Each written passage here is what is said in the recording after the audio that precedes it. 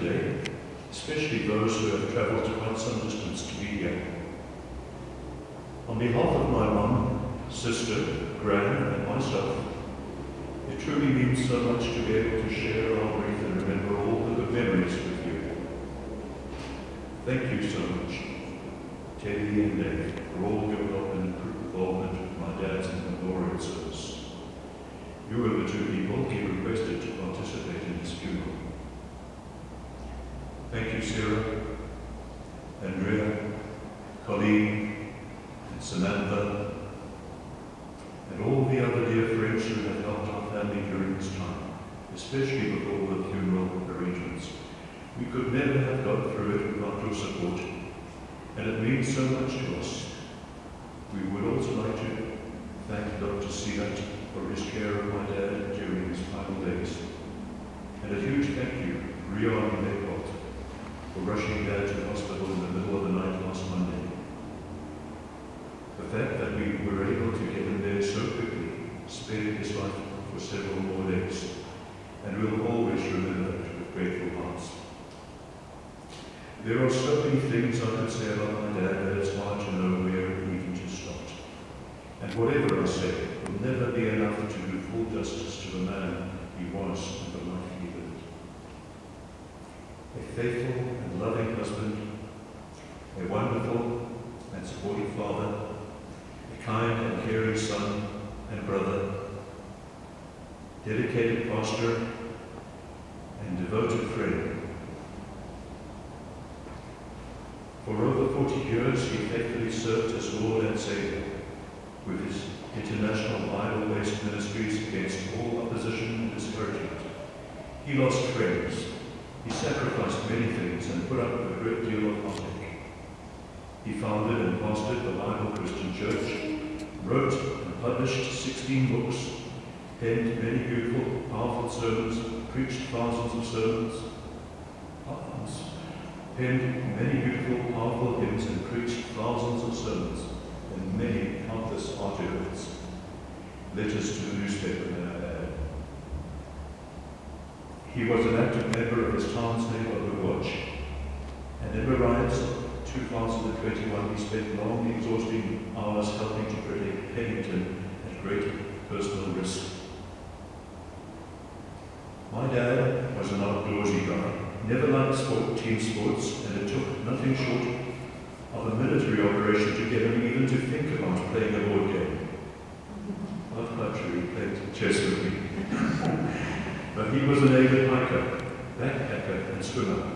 He was never happier than when camping out under the stars in Cumberland.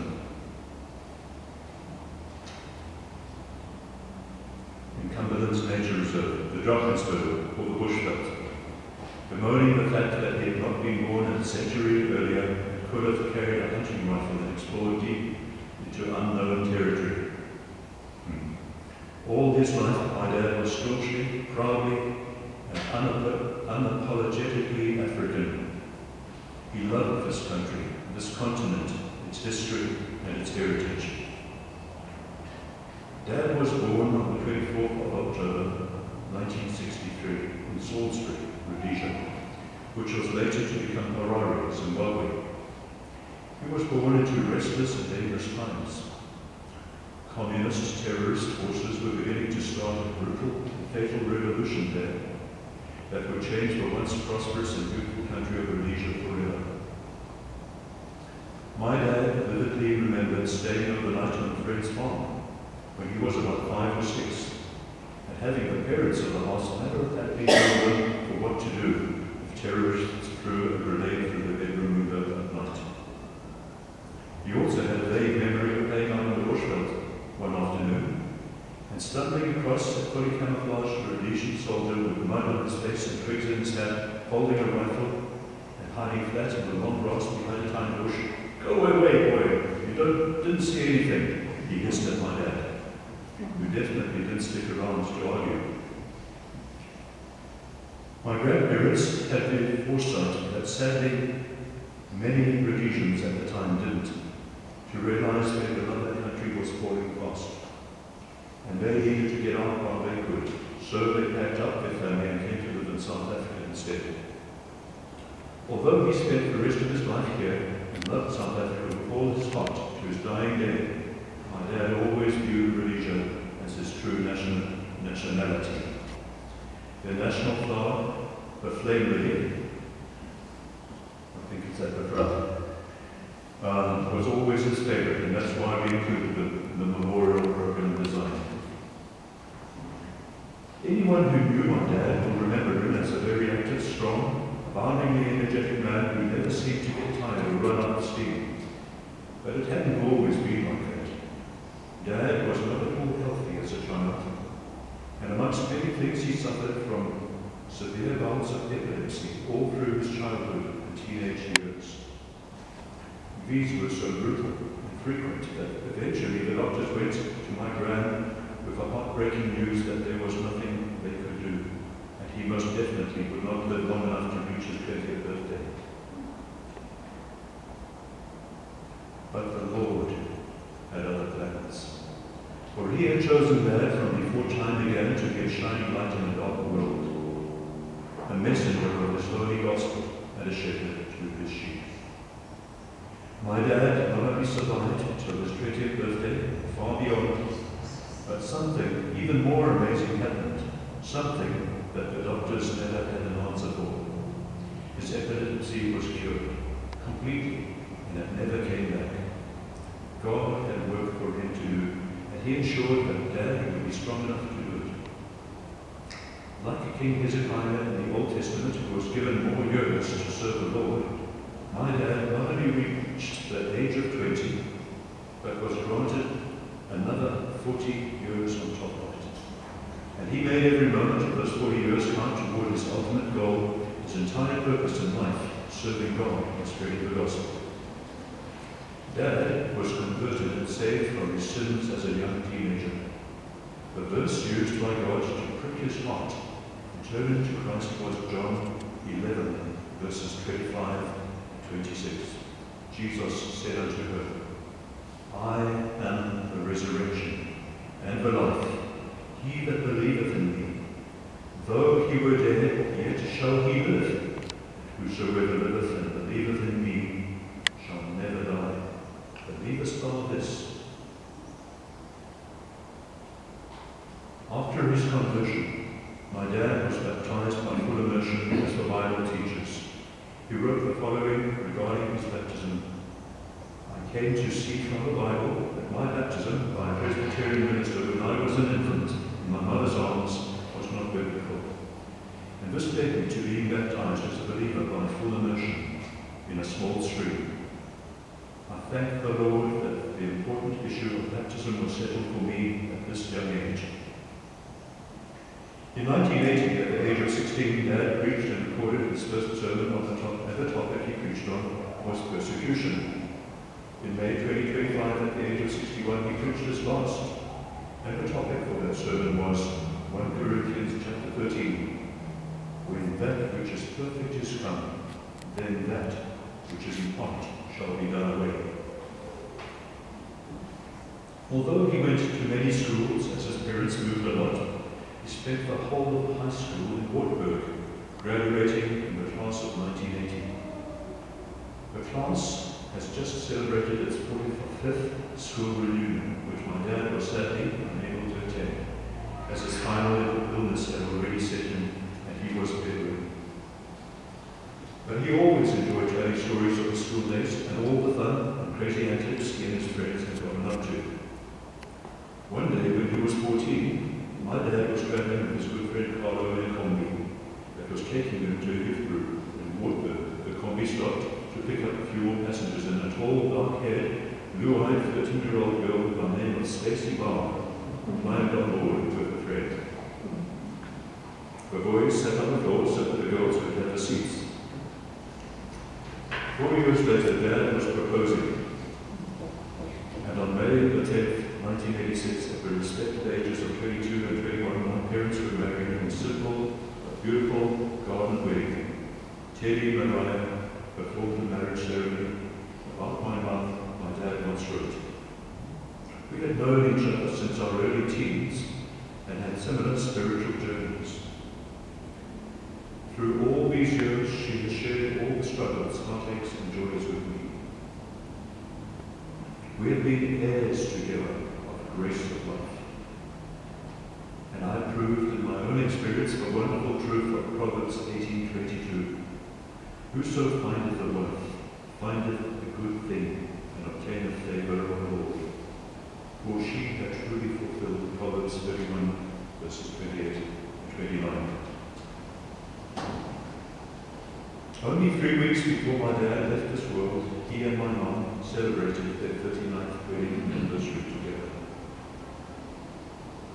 For some time, my dad and mum had been gradually getting more and more troubled by the beliefs and teachings of the Pentecostal church they had been attending. That was in previous years. My dad began to really delve deep into the doctrines and searched the scriptures diligently to learn what the Bible taught.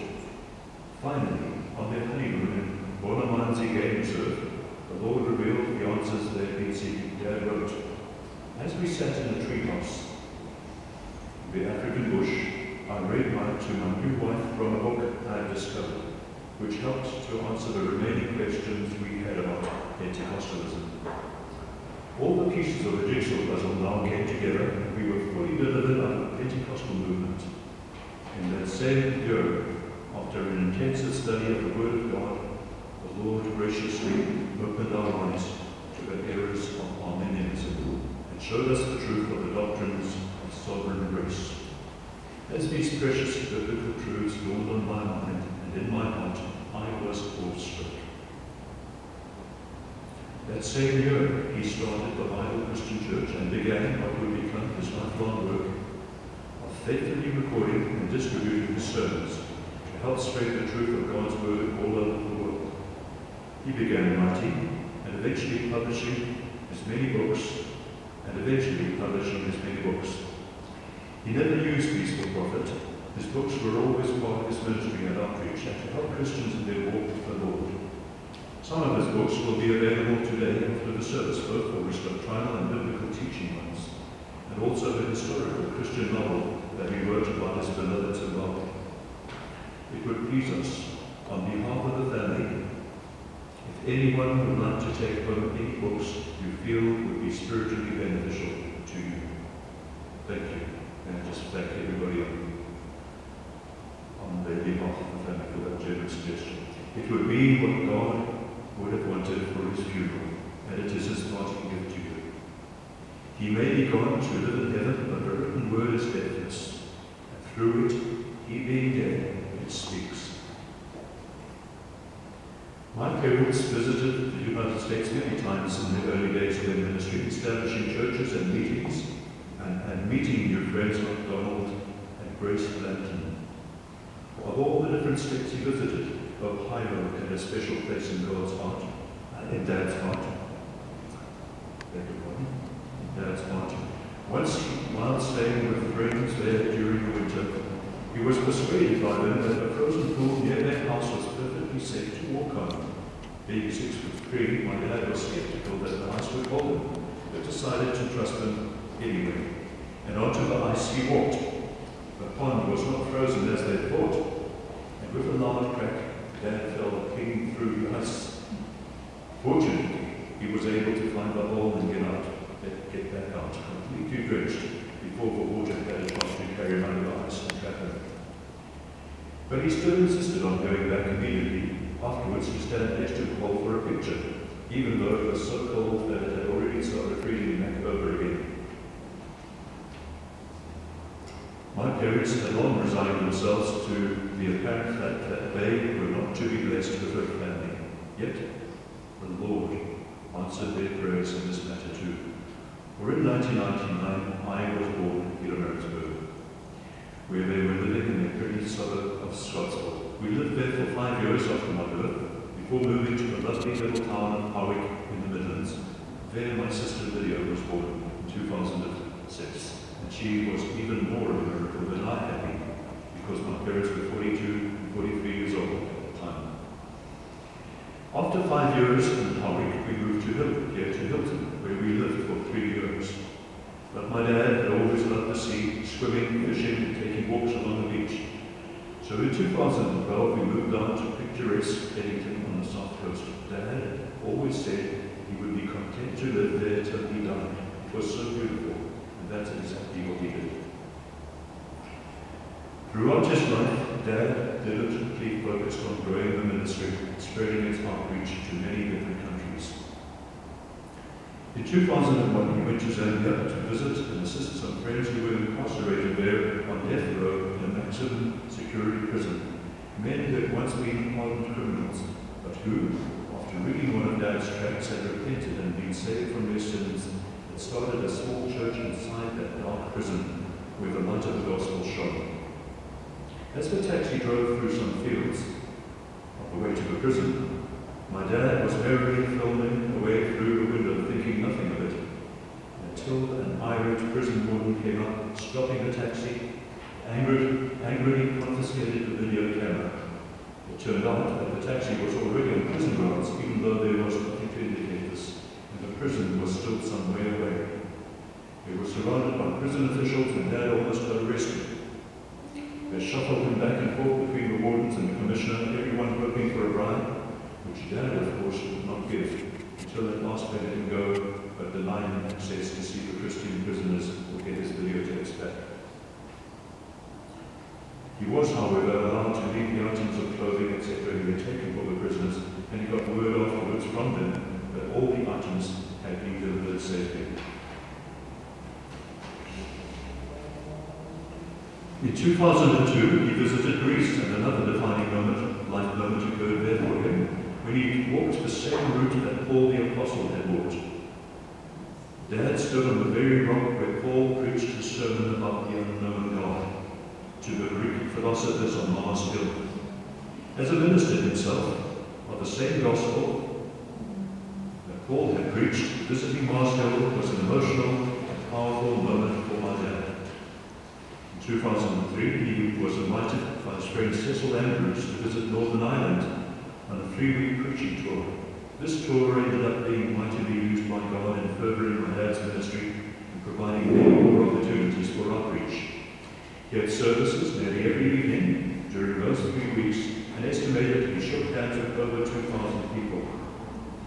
Everyone who thinks of my dad will immediately remember his great sense of fun, his humor, his jokes.